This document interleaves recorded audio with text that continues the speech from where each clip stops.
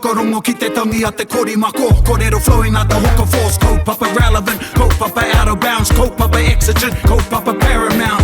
Nā kona whakapiri mai ki te kaupapa tino whakahira hira whakarongo pi kari kari mai. Hare hare mai, o Taringa hare hare mai. We gotta gather up close everybody, gather up close everybody.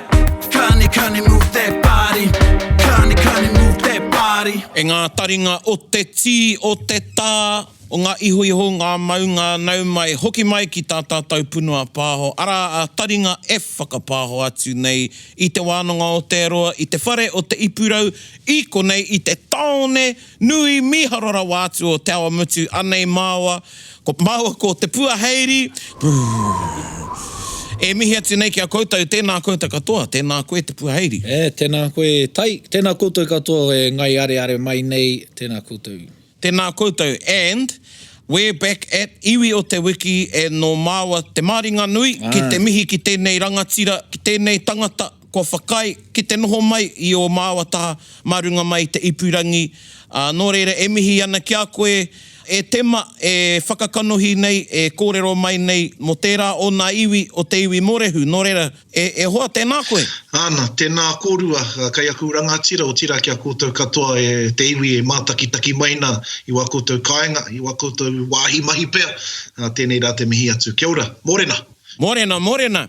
Now, yes, so we're Iwi o te wiki e te whānau, and why I like this segment, well, we'll get into it, but, I think we have a view or a thought of what we believe an iwi to be.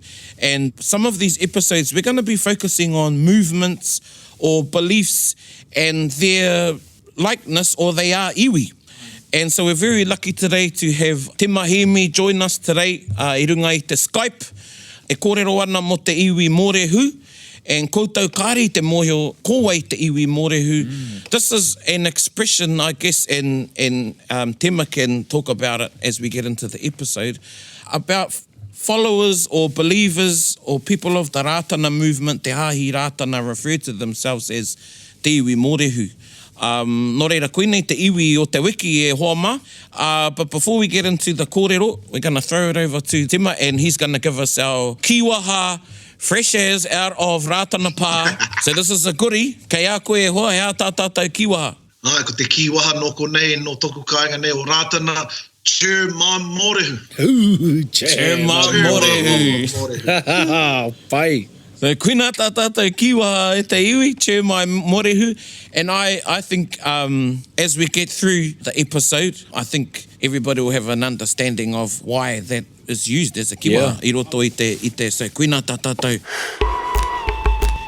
kiwaha, Tema Morehu. Kiwaha. Aye, I'm excited too to hear about the reference Morehu and where that comes. Excited. Aye. Very excited, because I have a lot of whānau that follow the Rātana faith, and they call it the purple cloth.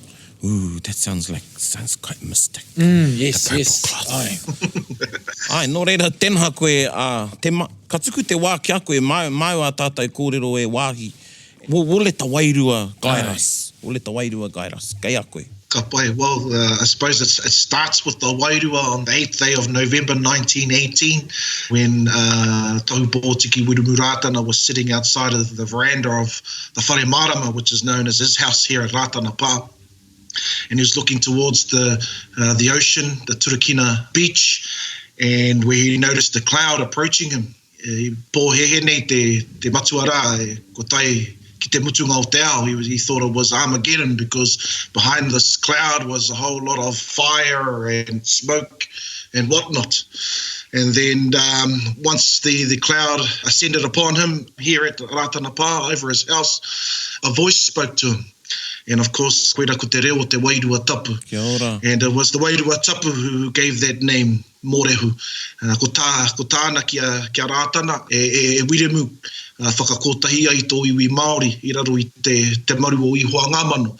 ko te hunga e whai haere nei tēnei māramatanga i a koe, nā ka kia nei he mōrehu, nō reira koeira i tākea mai ko te Iwi Morehu, mai taua wā, mai te wairua tapu no, he mana no tua whakarere. Kia ora. So koina te, engari, today, bro, we use it in a more, I suppose, practical way amongst us in our generations, and whenever we see ourselves, whether it be here at Rātana Pā, but especially while we're out and about in the motu, hey, tau mā morehu, and that's the way that we acknowledge one another these days. Kia ora. E hoa, you know, I just wanna say something. The wairua tapu spoke Māori. Ai. Hey, Koina. Tika. I kōrero Māori, e tika tēnā ne? E tika koeira ko ngā kōrero heke iho mai, i tūhia anō hoki ki roto i ngā tuhi tuinga o te hāhi nei. Koeira, i whakamāoritia, i kōrero Māori, te wairua tapu ki tō tātou nei pāpa tau Pōtiki Iwi Rātana, i te waru o Noema 1,000 te kaumā te tau. Kia ora. Nō reira, ko tēnei tau, 1918, saying, so this year will be the 100th centennial of that day. Oh, true.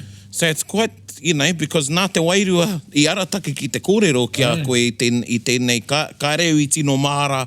I āhua mōhio, I did know that it was the 8th of November, because pēnei puaheiri, I have a lot of whānau and friends that are mōrehu, but I didn't know that it was 1918, so it's a bit of a tohu, I think, that we're having this kōrero. On this day, on this year. Ka pai. Yeah. Certainly, I agree with that, bro. And obviously, we just finished our Morehu Day celebrations, which was a concept that actually started in Australia.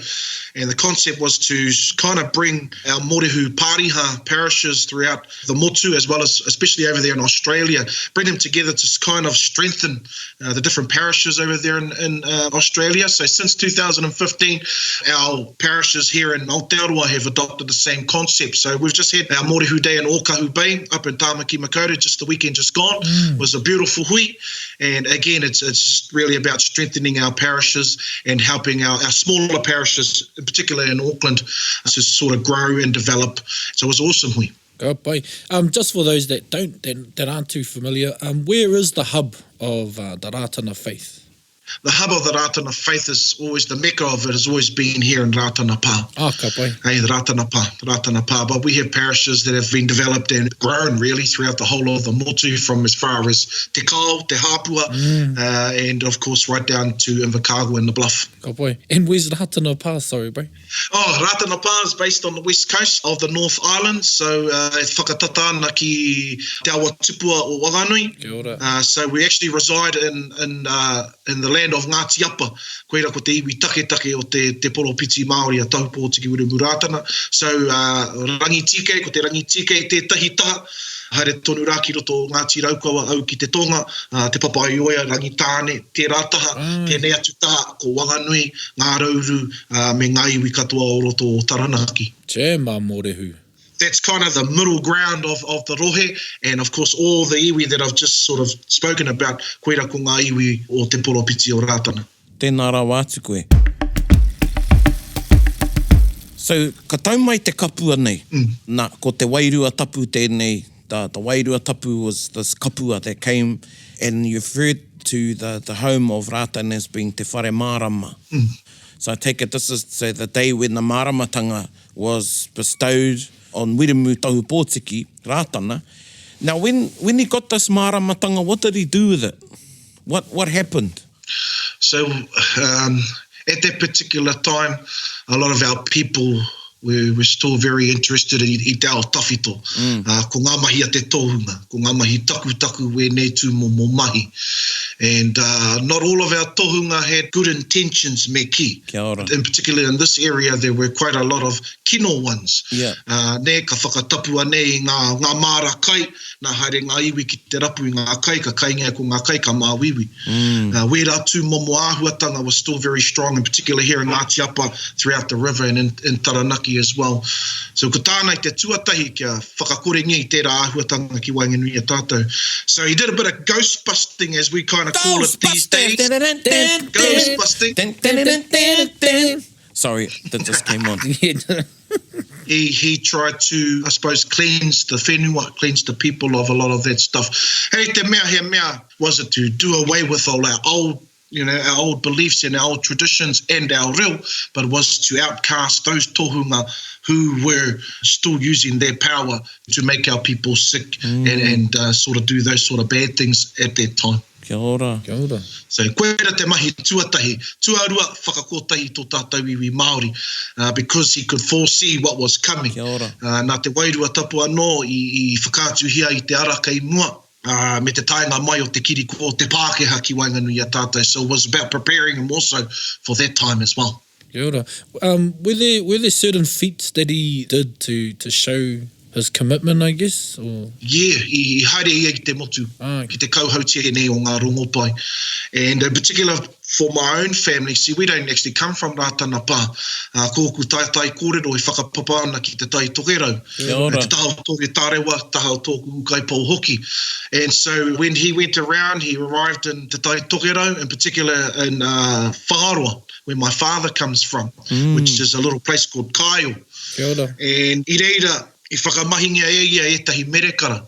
Nā, ko te tino mana o tēnei o ngā poropiti, ko te whakaura tangata. And so there, he pulled off a few miracles, in particular, one of our kuia, tupuna kuia i reira, he tūroro. Ka noho nei ki tana tūru wira, well, here te tūru wira i taua wā, he tūru noiho. And nāna no tuku tētahi whakamoemi, so he prayed for her, he touched her on her head and told her to walk. Nā, ka timatea ki te hikoi. That's just one sort of instance, or one particular kōrero that I know of that happened amongst our people in Whāroa there. And so from there onwards, the people changed. The people turned. A lot of them were mihingare, a lot of them were katorika, moromona as well, and they all followed Rātana after that, after seeing those sorts of miracles. And that's just one instance. The other one that sort of comes to mind at this time is the miracle that he did at Te Kotahitanga Marae in Kaikōrero, which is where my mother comes from. And at that time, our Ngāpuhi people were very rebellious, I suppose, in a lot of ways, and they didn't believe this person had this sort of mana. So i wero atu rata ki aia. And they challenged him on Te Kotahitanga Marae. And they told him, Rātana, if you say who you are, and you are who you say you are, then make it rain. And ko ngā kōrero tuku mai ki au, nā taku ākara toko uru. And the way he explained it was that Rātana looked to the sky and he whistled out to this cloud and told it to come. Ka tai ka iri mai ra te kapua ki rei te marae, and waipuke katoa te marae ate o te kotahitanga. But where the dad was standing, where the papa was standing out on the marae ate, nā, kare te ua e whakapātu ki aia. But waipuke katoa ko te marae. And so from that day onwards, a lot of our people within that area of Ngāti Whakaeke, Ngāti Rehia, nā, ko huri, hei Morehu, nā runga I wera o ngā merekara I wheakongia e rātou ngā mātua tūpuna o taua wā. So there's just a couple of stories that sort of testament, I suppose, to the mana of this poropiti. And I suppose in that way as well, kind of made him a bit different to the other poropiti Māori that were around at that particular time. And before him, ko te nuinga o rātou, he mata kite, he mata pai haere nei, ngā ahuatanga katau, ki runga ki tō tātou iwi, but what sort of made Rātana different was his power to heal. Tēnā koe. And that was something that really captured and really captivated a lot of people, hence the reason why we have quite a strong following in the movement today. And to our listeners, me rongo koutou I te kupu, you would have heard the word merekara. Kupu whakawhiti tērā, kupu ho, merekara, miracle. Koina. Ah, boy, man. Jeez, I couldn't even whistle at my missus and bring me a cup of tea, let alone make a rain. Jeepers. But you know, when this finishes, I know he's going to go outside and try whistling to some clouds out there. Yeah, I'll probably get slapped by a walk of passerby. Awariaki. Ewa, I was drawn to Rātana through song and music. And particularly a lot of my friends that are Rātana, they're very musical. And I know within the movement, you have the reo, the bands.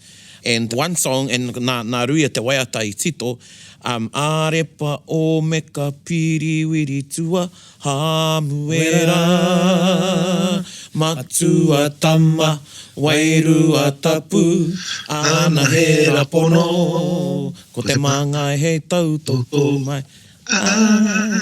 Because I remember that song was popular before he recorded it. I roto I te reo Pākehā. Oh, true. Yeah, and then there was one part there, Ko te tohu tēnei, o taku maramatanga, the blue, the white, the red, the purple and gold. Ko taka te kapa. Yeah, I think just in that little bit of waiata, the blue, the white, the purple, the blue, the white, the red, the purple and gold, and then arepa o meka, piriwiri tua, hamuera, matua tama wairua tapu, ngā ana hera pono, ko te māngai hei tautoko mai.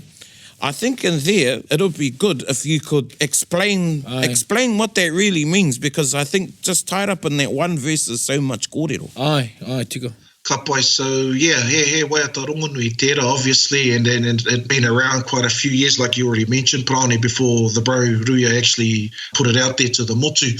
But it talks about the tohu of the Rātana faith of Te Iwi Mōrehu, and that particular tohu, te whetu marama, it was a sign that Taupōtiki Wiremu Rātana saw while he was out on the ocean throughout his world tour in 1925. Wow. So in 1925, i te whakamoimitia me ngā mōrehu ki runga I tā rātou waka.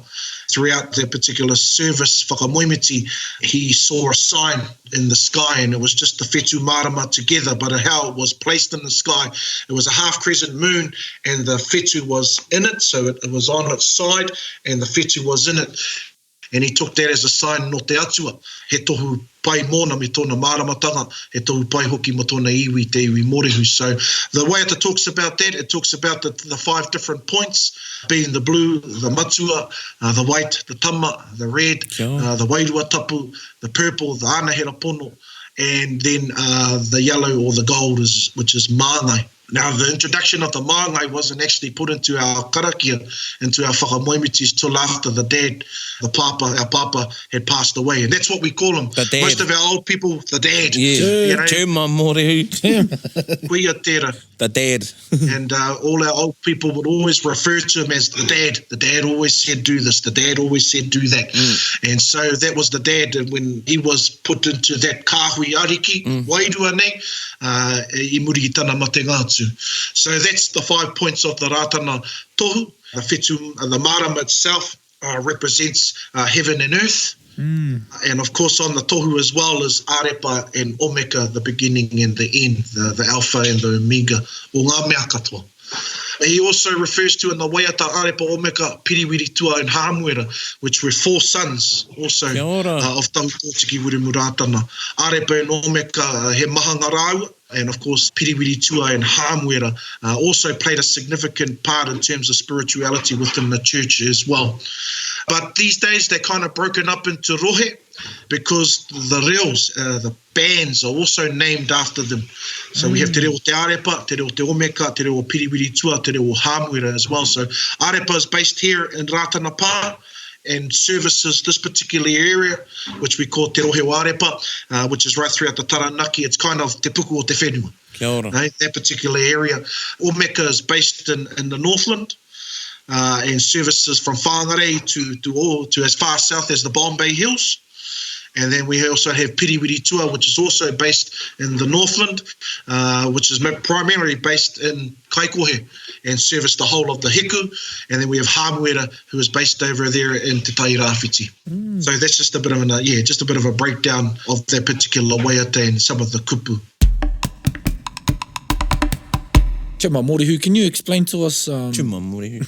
the annual celebrations and when that takes place and the significance of that? Ka pai, bro.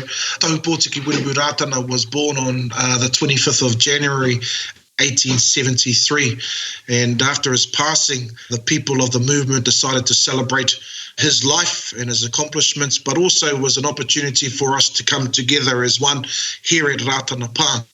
So every year, since the day the dad passed away, all the different parishes from all over the country, as well as some from over in Australia, come here to Rātana Pā to celebrate this movement, but also in particular, and most importantly, the māramatanga. That's probably the biggest significance of that particular hui, for all our different parishes to come together to whakamoimiti here at Rātana Pā, and of course to give thanks for this beautiful gift, as we see it, as he taonga, I riro mai ki a mātou, mai tua whakarere. Kia ora. I te kōrero mai koe, when we had our pre-kōrero, about etahi o ngā tongikura. e kōrero nā koutou, some of the spiritual sayings, I guess, of tahu Pōtiki that are still very much a part of your life. Could you share some of those with us? Tēnā koe hoa. Ko tētahi e rongonui ana ki waiganui a mātou o te Iwi Mōrehu ki konei ki roto o Rātana nei otira puta no atu ki ngā pāri ha Mōrehu katoa. Anga mai o koutou whatu manua ki tō tātou te me paratapu kei reira te whakaoranga mō tātou katoa. So in times of need, cast your minds or cast your hearts to our temple. There you will find salvation. And it's reminding really us as Morehu that in times of need, in times of struggle, in times of poverty, and all those sorts of things, when you feel you have nowhere to go or no one to turn to, is always to cast your mind to Iwa. And of course, as we believe that Iwa resides in our whare whakamoemiti, in our te me paratapu, so as to cast your mind and cast your hearts to him, for he will give you salvation. Mana no e whakamāma e whakangāwari nei ko ngā taumahatanga ki runga i o pogowhiwhi. So koe raka te tikanga o tērā o ngā kōrero. Atu i tērā e hoa, ko tērā atu o ngā kōrero e iri maina ki runga i te pakitara o te whare marama, and there is a saying that is carved and hangs on the whare marama here Rātana pā is hara mai e ngā iwi ki te rapu i te oranga o te tinana me te wairua. And it's really opening our doors here at Rātana pā to all creeds, not just the Rātana people or not just to Morehu, but to all religions and all faiths, because initially the dad didn't really want his own religion. It was the people that actually started the religion. His kaupapa was kia whakakotahi mai i ngā iwi, i ngā whakapono katoa.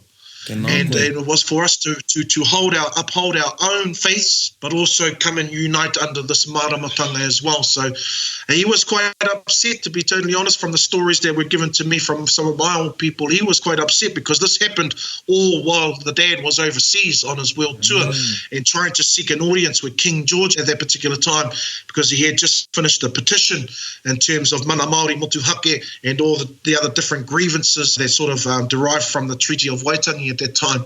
So when he come back from his world tour, he'd found that the people had started a new church under his name. He was upset, but then he asked the people, if this is what you want and if this is something that's going to keep this maramatanga alive, he will support it. And so from there forth, he supported this hāhi. Also at that particular time, in terms of government, the Crown had established law upon the land, and then a lot of different hāhi, or not hāhi at that time, but whakapono were being labelled as pagan believers and all that sort of thing, and being sort of kind of outlawed in the land at that particular time. And so the people didn't want to be seen in that way, or didn't want to be outlawed in that particular way from the government. So that was another reason why the people had established and certified the movement as a hāhi of this whenua, o Aotearoa New Tireni. Tēnā koe. Just to pick up on a couple of things in that kōrero e hoa.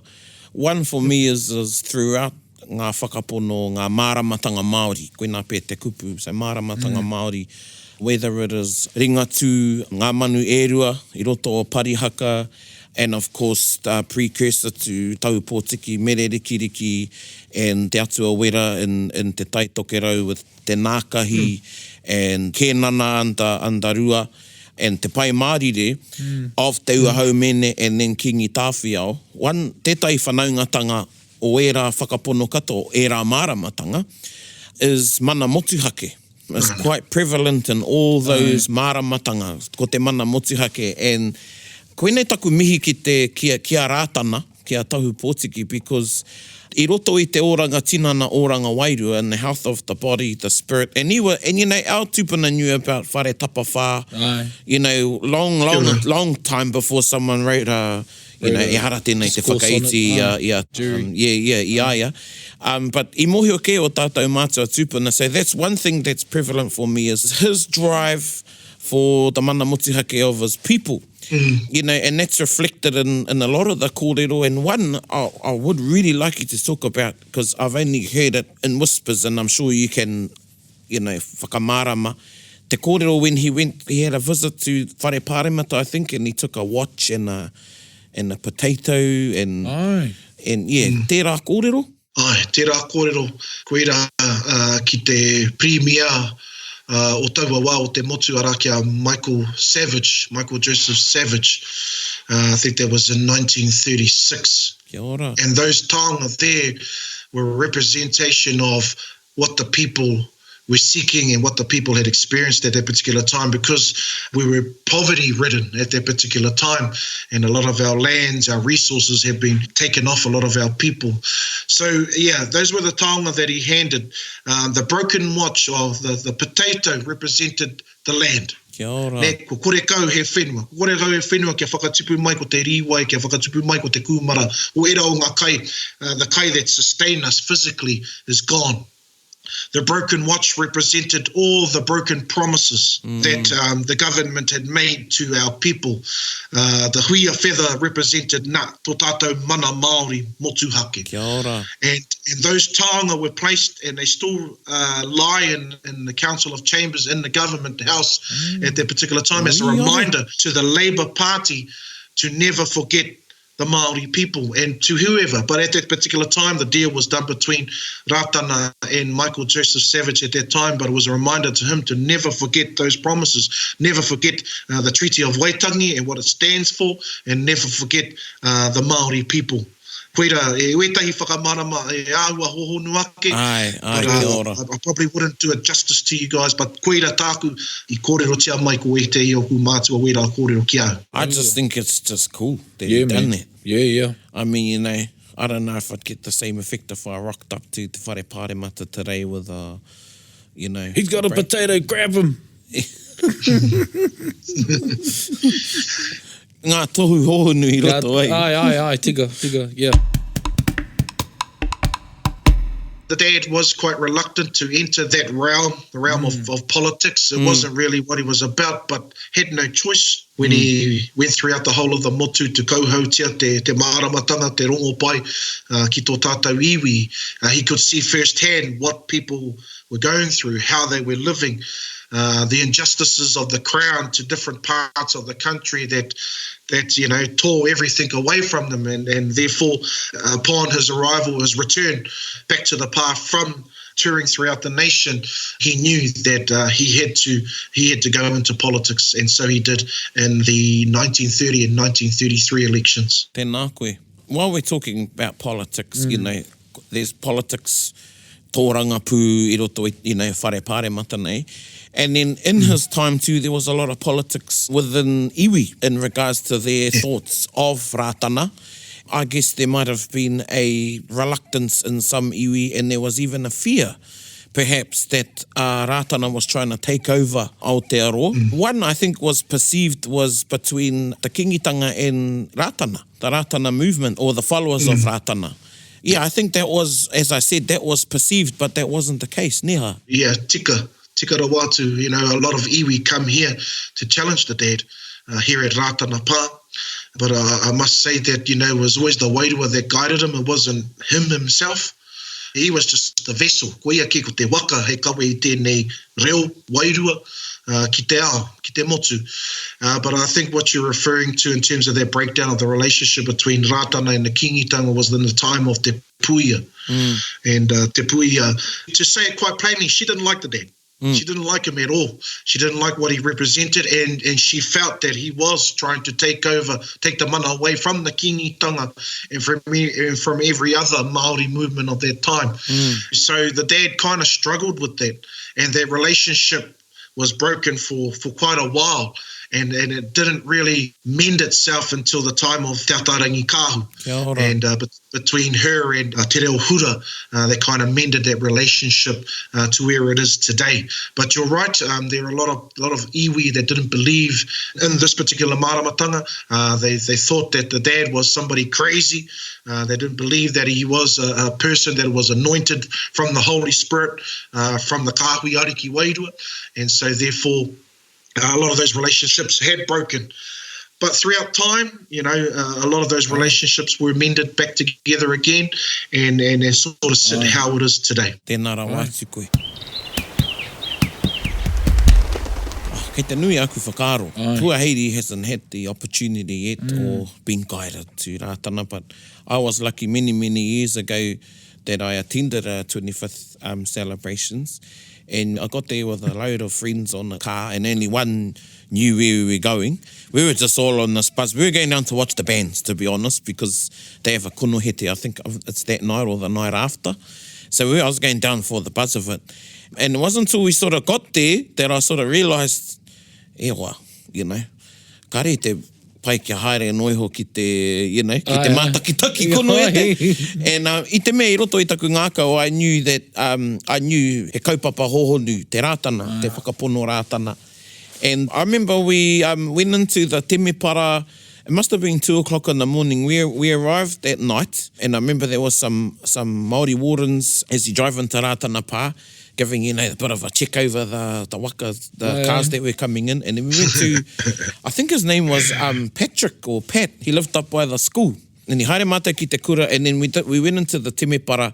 We were guided into the temepara at about, must have been 1 or 2 in the morning. Oh no, me haere ki te temepara ki te karakia. And it was just us, about 8 or 9 of us. And we had a waiata and a karakia I roto I te temepara ra. And there was a lot of kōrero shared, and I don't want to call it a doctrine, but I think it's a part of the māramatanga of Rātana is ngā anahera pono. And, you know, I got told some stories about seeing anahera dancing out in the paddock and things like that. And then I've heard a lot of kōrero about anahera, and that was one of the things that I guess differentiated te whakapono Rātana, te māramatanga Rātana I etahi atu was the mention and the belief in the anahera pono or the angels as kaitiaki, neha. Yeah, tika tau. So we include the anahera pono within our whakamoemiti. We include them within the Holy Trinity, and we acknowledge them because of the mahi that they do. E whakapono ana mātou ko ngā anahera pono, ko rātou ko ngā karere a te matua. So to put it quite plainly, that, you know, we believe it is the anahera that take our whakamoemiti from this earth and take it straight to the throne of God, to the throne of Iwa. And it's quite an integral part of what we believe.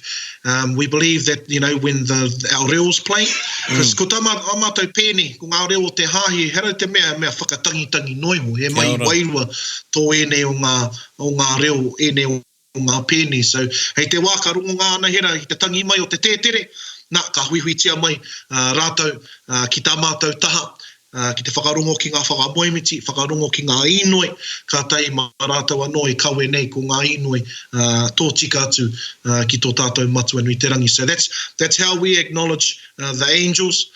We also believe that the Archangel Michael and the Archangel Gabriel also played a significant part in guiding Rātana in his mahi. Mahi wairua, mahi ture tangata, mahi ture wairua.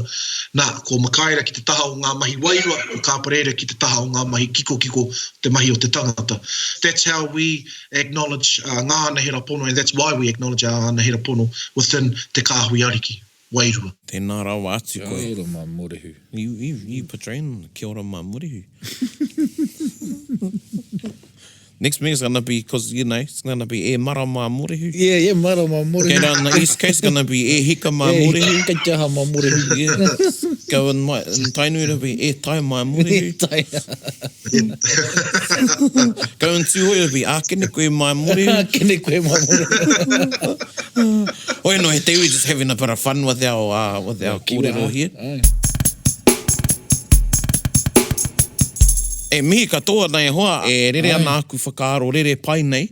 We've covered a lot of kōrero just in this short time that we've had you, so we're very, very honoured that you made yourself available to us.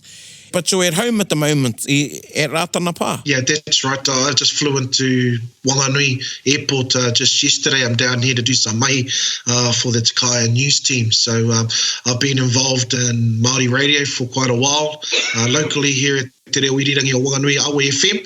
So mahi tai au me oku whanaunga o te awa tipua. And at the beginning of the year, I got a shoulder tap from some of the heads at Māori Television to go up and be a part of the team. So I've always been really big on growth and development, and I thought, you know, I was getting a bit stale on radio, so it's time to move on and seek out new experiences and a new career path. So yeah, quite lucky to be home to cover some stories back here in my own rohe. Tēnā rawa te koe, and I did not know that. Whanganui Hera Airport. Yes. Tika. Ole hoa e mihi atu ana. Nō reire te iwi anei tātātou waiata, te waiata o te wiki, hei tautoko i ngā kōrero kua puta i roto i te māramatanga o tēnei rā, ara ko te waiata kororia hareruia.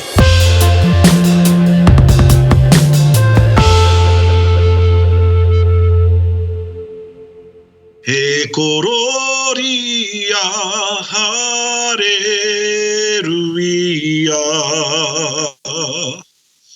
kia ihoa o ngā mano, i te kahui ari ki wairua. O te māngai hei tautoko mai, te arepa, te omeka, tautoko tia mai te ropu nei. Iriwiri tua hamuera, ka puta ka ora e.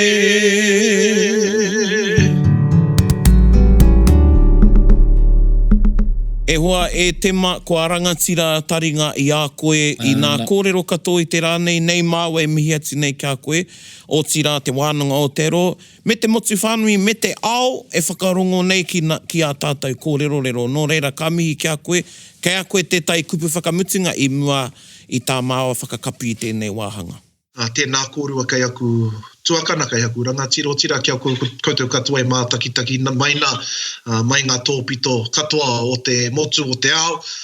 Ko tāku nei kia koutou, kia tau ai te rangi Māoriatanga o te rungarawa ki runga kia koutou, māna koutou o tira tātou katoa e manake he tiaki i roto i ngā rangi kei te eke mai, ma te māngai hei te toko mai, ai nei a ake nei ai. Kia ora. Tēnā koe. Tēnā koe hoa, and kupu whakamutinga kia koe. All the best for te matatini next year. Set te pā, brother. Nā mihi nui ki tō kapa, nā tō kapa hoki i hora i nā kōrero i te māramatanga. I te māramatanga o Rātana ki te motu ki te ao. Nō reira ngā manakitanga ngā tauwhirotanga nui ki runga kia koutou. Hei ko nā mai rā. Tēnā koe. Tema Morehu. Tema Morehu. Tema Morehu. Tema Morehu. E tai mai Morehu. Kei te aha mā Morehu. E mara mā Morehu. E mara. Jeez, kei a tāua mo te rāwiki-wiki i nā kōrero ai. Tino pai ei? Tino pai. Ko whai Māramatanga. māramatanga. Yeah. And you know, it was an extinction really of some of our other kōrero, you know, on whakapono. Ai, tika. That's what I liked about it. Yeah. And also, you know, te kōrero Che. Ai. When he was talking about Ngāti Rangi, and we covered māramatanga in there. Ai. Yeah, I think there was just enough for all of you out there listening. Yeah. And even perhaps some of you that are Morehu, maybe we talked about some things that you didn't know. Ai. Because we don't know everything. Tika. Well, that's why we get esteemed guests. Koe nā hoki. Yeah, and nā te wairua hoki i tohu. Ai. Koe nei te wā ki te kōrero ki aia. Ai, tika. And I think at the iwi, that sort of gives you an idea of sort of some of the angles we might be taking in talking about iwi o te wiki. Ai. Our perception of iwi pēnei ia tūhoi, pēnei ia ngāpui. But he iwi anō, Ai. tētai iwi e whai ana i tētahi māramatanga. Tika. Yeah. So koe nā oke, whakaaro anō au. Nā, hoi anō tāku e haere ki ngā rā whakanui o Rātana. Yeah, tika tau, and I'm part of a school called Te Panekiretanga o Te Reo, which Puaheiri is now a student of, and I'm a kaituruki or support kaiako. He anahera. For Sir Dr. Timoti Kāretu and Professor Pau Tēmara, and I, along with Pānea Papa and Leon Blake and Pakake, Winiata provide support to them. But one thing I've noticed, I'm going to go and talk about hui Māori now. One thing I've noticed with the tauira, that we're getting through te panekiretanga o te reo, and not just te panekiretanga, I teach a lot of kura reo as well around the motu and wānanga. And tētahi mea e ata ki te anau, one thing I'm really seeing is while we get a lot of tauira with higher fluency in te reo Māori or knowledge of te reo Māori, they're lacking in knowledge of te ao Māori and they're lacking in exposure. Tika. You may not be Rātana, but it's good for once in your life to attend the 25th celebrations at Rātana, because you're getting exposed to all the facets of te ao Māori. Kia ora. It's good to, you know, to go to Koroneihana, to hui āranga. Ai. You know, whether you're Catholic or not, ko nā hui āranga, he hui Māori tonu, era, ki nā hui tōpū. All those sorts of things to be exposed to te ao Māori, because te ao Māori just isn't this little one thing here. Yep. So koe nā tētai whakaaro just to sort of grow on that kōrero about attending the celebrations at Rātana.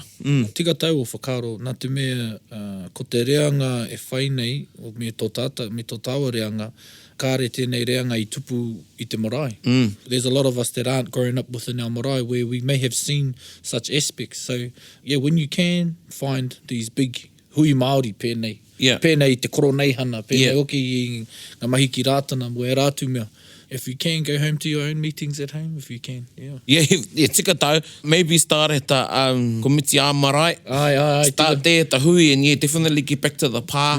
You know, we've talked about ahi kā, ahi tere, ahi mahana, ahi mātau.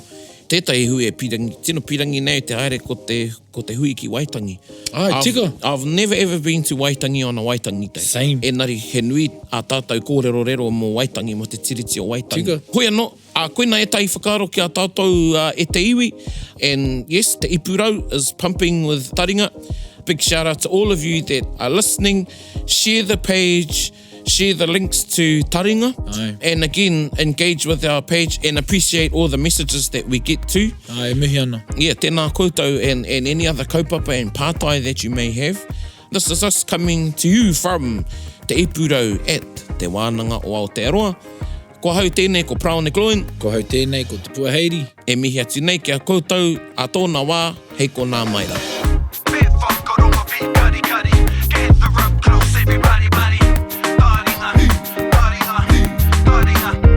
Tahuri mai ki yo, whakarongo ki te tangi a te kori mako. Kōrero flowing out the hooker force, kaupapa relevant, kaupapa out of bounds, kaupapa exigent, kaupapa paramount.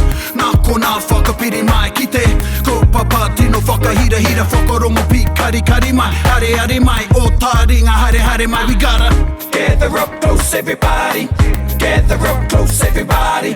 Kani move that body, kani move that body. Taringa. He mea tuku nā te wānanga o Aotearoa. To listen to more episodes, search for us on your podcast app and subscribe. Taringa. Whakarongo mai.